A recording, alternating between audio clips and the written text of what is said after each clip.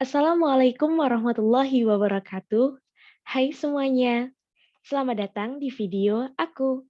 Kenalin, nama aku Nur Indah, mahasiswa Universitas Islam Negeri Sultan Taha Saifuddin Jambi, Fakultas Tarbiyah dan Keguruan Prodi Manajemen Pendidikan Islam kelas 4D. Hari ini aku mau sharing ke kalian tentang perumusan kebijakan pendidikan, yang mana materi ini ada dalam mata kuliah analisis kebijakan pendidikan. Di sini, saya dan Devri Intan Febriana akan melakukan presentasi hasil diskusi kami secara online. Nah, sebelum mulai, aku mau ingetin ke teman-teman apa itu kebijakan. Kebijakan merupakan instrumen pemerintah untuk melakukan suatu tindakan dalam bidang tertentu yang dianggap akan membawa dampak positif bagi kehidupan warganya. Contohnya seperti fasilitas umum, transportasi, pendidikan, kesehatan, perumahan, kesejahteraan, dan lain-lain. Gimana? Udah ingat kan? Oke, langsung saja kita mulai. Nah, seperti yang teman-teman lihat, di sini ada 6 subbab yang akan kami bahas. Yang pertama yaitu perumusan.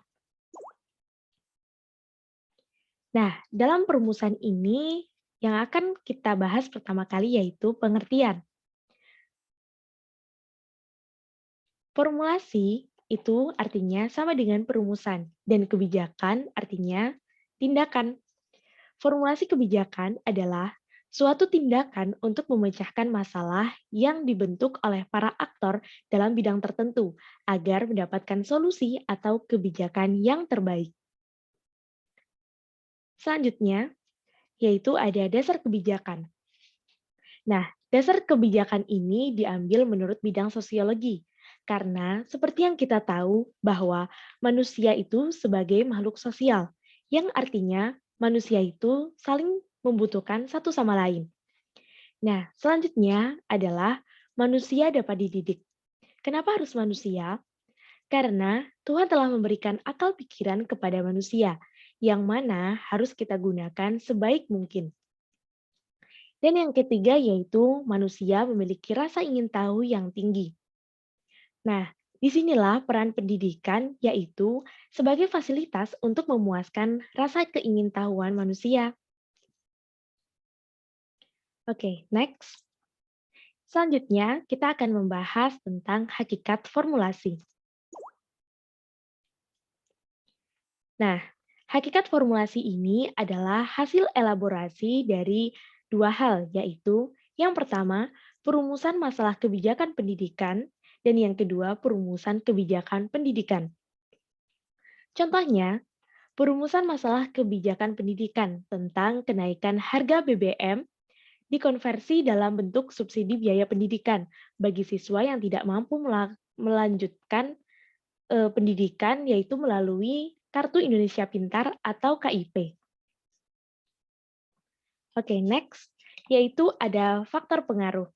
Nah, di sini ada beberapa faktor yang mempengaruhi kebijakan publik. Yang pertama ada politik, ekonomi, administrasi, teknologi, sosial dan budaya, serta agama dan lain-lain. Nah, mari kita ambil salah satu untuk menyebutkan contohnya, seperti administrasi. Dalam dunia pendidikan, pasti setiap instansi memiliki kriteria masing-masing, seperti ketika PPDB atau penerimaan peserta didik baru. Pihak administrasi akan meminta berkas yang diperlukan, dan setiap instansi memiliki syarat yang berbeda. Sama halnya dengan sosial dan budaya. Tiap sekolah akan memprioritaskan untuk mengenalkan budaya daerahnya, seperti sekolah di Ngawi, Jawa Timur akan mengenalkan tari orek-orek, museum, monumen, dan lain-lain. Sama seperti di kota kita, yaitu kota Jambi. Lingkup sekolah akan mengenalkan beberapa budaya dan kebudayaan Jambi, yaitu seperti tari Sekapur Sirih, batik Jambi, dan lain-lain. Oke, next. Selanjutnya yang akan kita bahas yaitu komponen formulasi. Nah, ada beberapa komponen yang wajib ada dalam formulasi kebijakan. Yang pertama yaitu goals atau tujuan, yang kedua planning atau perencanaan, yang ketiga upaya mencapai tujuan, yang keempat decision atau keputusan. Nah, maksudnya seperti apa? Maksudnya adalah bagaimana tujuan yang akan dicapai dari kebijakan yang telah dibuat tersebut. Lalu, seperti apa planningnya? Segala sesuatu harus direncanakan supaya kita dapat mencapai tujuan secara efektif dan efisien. Kemudian, upaya apa saja sih yang harus dilakukan agar tujuan itu tercapai? Nah, kemudian yaitu mengambil keputusan. Nah, sebelum bertindak, sebaiknya kita harus mengambil keputusan mana yang lebih baik dilakukan dan mana yang tidak. Oke, selanjutnya yaitu ada proses formulasi. Nah, dalam proses formulasi ini ada beberapa proses yang harus dilalui. Yang pertama yaitu tahapan perumusan masalah. Nah, pada tahapan ini ada 4 fase yang akan dilalui selama melakukan perumusan masalah. Yang pertama yaitu pencarian masalah, yang kedua pendefinisian masalah, yang ketiga spesifikasi masalah, yang keempat pengenalan masalah. Oke, next. Yang kedua yaitu penyusunan agenda. Artinya, masalah yang masuk dalam agenda kebijakan harus memenuhi syarat-syarat tertentu. Misalnya, apakah masalah tersebut mempunyai dampak yang besar bagi masyarakat dan membutuhkan penanganan yang harus segera dilakukan? Nah, yang ketiga yaitu fase formulasi kebijakan. Di sini kegiatannya yaitu menyusun dan mengembangkan rangkaian tindakan untuk memecahkan masalah. Oke, next. Yang keempat ada tahapan adopsi kebijakan. Nah, suatu rancangan yang disepakati harus dipertimbangkan oleh pejabat pemerintah yang berwenang guna menentukan keputusan mana yang diterima dan mana yang tidak. Di sini, dari banyaknya alternatif yang ada yang ditawarkan, pihak yang berwenang harus memilih satu atau memutuskan mana yang terbaik dan memiliki manfaat bagi halayak umum. Oke, next. Yang kelima yaitu tahapan implementasi kebijakan. Di sini pelaksanaan kebijakan dilakukan oleh badan administrasi maupun agen pemerintah di tingkat bawah. Selanjutnya yaitu tahapan penilaian kebijakan.